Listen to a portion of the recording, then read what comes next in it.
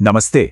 चलिए आज बात करते हैं ऐसी चीज की जो असल में हर तरक्की, हर डेवलपमेंट की जान है। मैं बात कर रहा हूं संसाधनों की। ये हमारे लिए, हमारे विकास के लिए इतने जरूरी क्यों हैं? आइए समझते हैं। तो चलिए एक सवाल से शुरुआत करते हैं। इस पूरी दुनिया में हमारे इस ग्रह पर सबसे कीमती खजाना क्या हो सकता है? जरा सोचिए, क्या वो सोना है, हीरे हैं या कुछ और? तो दिमाग में सबसे पहले सोना आता है ना, लेकिन नहीं, वो नहीं है। या फिर शायद चमकते हुए हीरे? जी नहीं, हम उससे भी कहीं ज्यादा जरूरी चीज की बात कर रहे हैं। असल खजाना तो वो हर चीज है जो हमारे चारों ओर है, जो हमारी जरूरतों को पूरा करती है। पानी, हवा, जमीन, खनिज, यही तो है हमारी असली दौलत। ठीक है, तो आज हम क्या क्या कवर करने वाले हैं? पहले तो ये समझेंगे कि भाई रिसोर्सेज यानी संसाधन हैं क्या। फिर देखेंगे कि इनको कितने तरीकों से बांटा जा सकता है और हमारी चुनौती क्या है। इसके बाद बात होगी संकट और समाधान की, भारत में इसकी प्लानिंग कैसे होती है, और आखिर में हम जमीन और मिट्टी की एक केस स्टडी देखेंगे। तो चलिए सबसे पहले सबसे बेसिक सवाल कि आखिर ये संसाधन है क्या भला? देखिए, दुनिया की हर चीज संसाधन नहीं कहलाती। किसी भी चीज को संसाधन कहलाने के लिए 3 कसौटियों पर खरा उतरना पड़ता है। 1, उसे इस्तेमाल करने की टेक्नोलॉजी हमारे पास हो। 2, उसे निकालना और इस्तेमाल करना आर्थिक रूप से मुमकिन हो। और 3, वो चीज सांस्कृतिक रूप से समाज को स्वीकार हो। मतलब जरा सोचिए, जमीन के नीचे हजारों साल से कोयला दबा पड़ा था, पर जब तक हमारे पास उसे खोदकर निकालने और इस्तेमाल करने की टेक्नोलॉजी नहीं आई, तब तक वो हमारे लिए क्या था? बस एक काला पत्थर, संसाधन नहीं। अच्छा, अब जब ये समझ आ गया है कि संसाधन होते क्या हैं, तो आइए देखते हैं कि इन्हें कितने अलग अलग तरीकों से बांटा जाता है, और यहीं से हमें समझ आएगा कि असली चैलेंज है कहां। पहला तरीका है उनकी उत्पत्ति के आधार पर, यानी वो बने कैसे। एक तरफ है जैव यानी बायोटिक रिसोर्सेज, जिनमें जान होती है, जैसे हम इंसान, पेड़ पौधे, जानवर। और दूसरी तरफ हैं अजैव यानी एबायोटिक, जो बेजान चीजों से बने हैं, जैसे चट्टानें हो गईं या फिर अलग अलग धातुएं।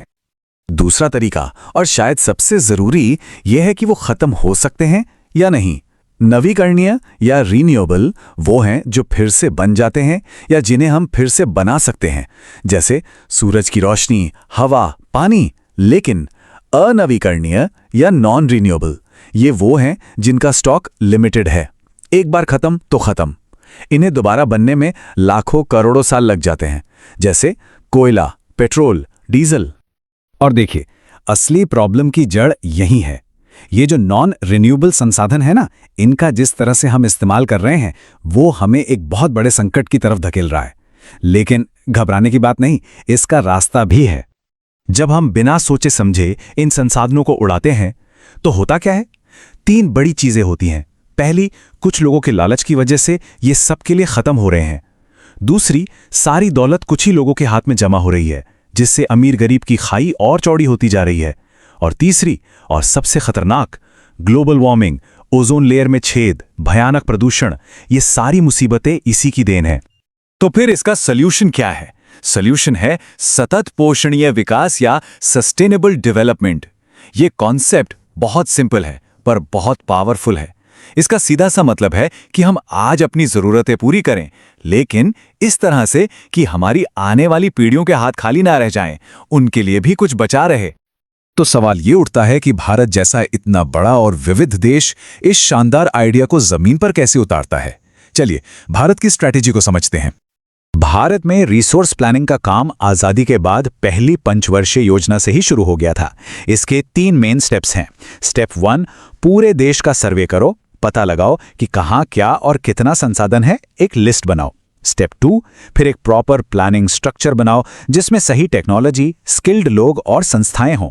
और स्टेप 3, जो भी रिसोर्स डेवलपमेंट प्लान बने उसे देश के ओवरऑल डेवलपमेंट गोल के साथ मिला दो, मतलब सब कुछ एक सिंक में चले।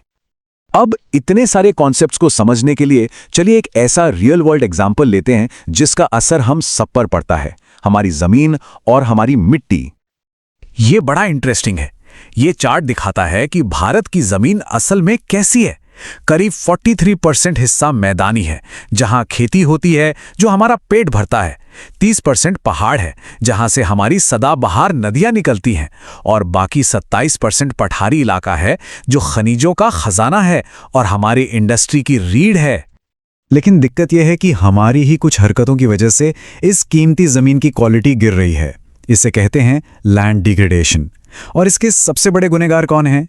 माइनिंग, जानवरों से जरूरत से ज्यादा चराई, खेतों में जरूरत से ज्यादा पानी देना, अंधाधुंध जंगल काटना और फैक्ट्रियों का प्रदूषण। और जमीन तो है ही, जरा मिट्टी के बारे में सोचिए। क्या कोई अंदाजा लगा सकता है कि सिर्फ 1 सेंटीमीटर मिट्टी की परत को बनने में कितना वक्त लगता है? पूरे 1000 साल। यह हमें याद दिलाता है कि मिट्टी कितनी कीमती है और एक तरह से नॉन रिन्यूएबल ही है। भारत में मिट्टी की भी गजब की वैरायटी है। जलोढ़ मिट्टी जो नदियों से आती है, चावल गेहूं के लिए बेस्ट है। काली मिट्टी जिसे रेगुर भी कहते हैं, वो कपास के लिए एकदम परफेक्ट है।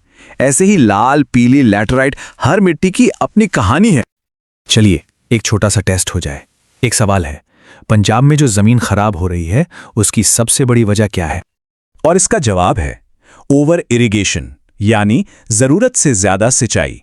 ये एक परफेक्ट एग्जाम्पल है कि कैसे कोई अच्छी चीज भी अगर हद से ज्यादा की जाए तो नुकसान कर सकती है। और ये बात हमें महात्मा गांधी के एक बहुत ही गहरे विचार की याद दिलाती है। उन्होंने कहा था, पृथ्वी पर हर किसी की जरूरत के लिए पर्याप्त है, लेकिन किसी एक के भी लालच के लिए नहीं। पूरी की पूरी रिसोर्स मैनेजमेंट की फिलॉसफी इस एक लाइन में आ जाती है। और आखिर में मैं एक सवाल के साथ इसे खत्म करना चाहूंगा। हम ये तो जानते हैं कि टेक्नोलॉजी की वजह से ही हम संसाधनों का इस्तेमाल कर पाते हैं। तो सवाल यह है कि भविष्य में आने वाली टेक्नोलॉजी हमारी इस समस्या को और बढ़ाएगी या फिर वही इसका असली समाधान निकालेगी? इस पर सोचिएगा जरूर।